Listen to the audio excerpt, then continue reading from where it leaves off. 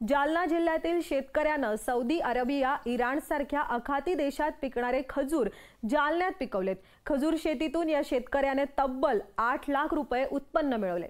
पाहुयात याविषयी लोकशाहीचा हा खास रिपोर्ट।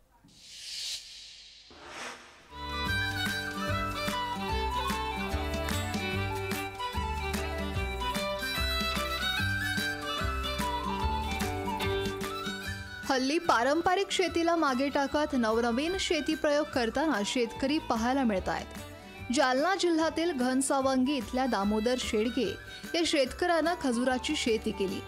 2019 मध्ये गुजरातच्या कच्छ भागात जाऊन त्यांनी खजुराच्या शेतीचं प्रशिक्षण घेतलं। त्यानंतर त्यांनी आपल्या 3 एकर जमिनीवर खजुराची 200 झाडं लावली। अखेर 38 महिन्यांच्या प्रतीक्षेनंतर या झाडांना मोहर आला आणि फळं यायला सुरुवात झाली। 6 जूनला ही माल विक्रीला आला। 200 झाडांमध्ये आम्हाला जवळपास 4 ते 5 टन माल निघाला। 200 रुपये किलो प्रमाणे पूर्ण टोटल त्याची विक्री आम्ही बाय हँड हाताखालीच विक्री केली, समोर घरासमोर स्टॉल लावून। त्याच्यामुळे आम्हाला याचं जवळजवळ 7 ते 8 लाख रुपयाचं उत्पन्न मिळालं। शेडगे यांचे शेत रस्त्यावरच असल्यानं त्यांनी शेतातच रस्त्याच्या कडेला स्टॉल लावून खजुराची विक्री सुरू केली। यात त्यांचा मुलगा जगदीश शेडगे हा त्यांना मदत करतो।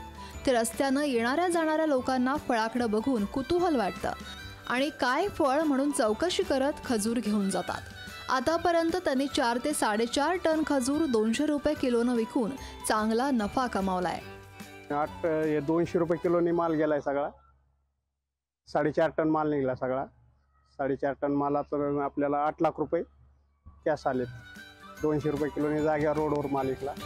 जालना जिल्ह्यात आता सौदी आणि इराण इथं पिकणारा खजूर पिकू लागल्यानं शेतकऱ्याला चांगला फायदा होतोय आणि त्यामुळे शेडगे यांची शेती पाहून इतर शेतकरीही आता खजूर शेतीकडे वळण्याची शक्यता आहे। सुधाकर जाधव, जालना, लोकशाही मराठी।